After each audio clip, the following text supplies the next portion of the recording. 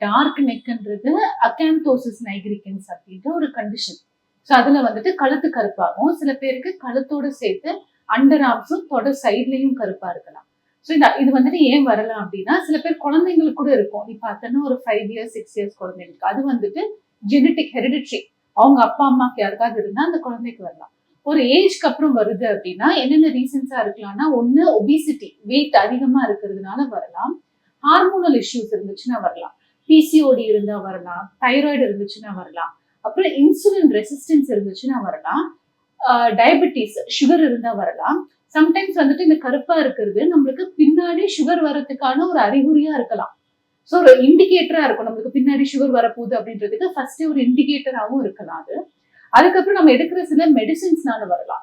சில பேர் இந்த கான்ட்ராசெப்டிவ் டேப்லெட்ஸ் போடுவாங்க, ஓரல் ஸ்டீராய்ட்ஸ் எடுப்பாங்க, ஜிம்ல சில பேர் சப்ளிமெண்ட்ஸ் போடுவாங்க. அதனால கூட கழுத்து கருப்பு வரலாம்.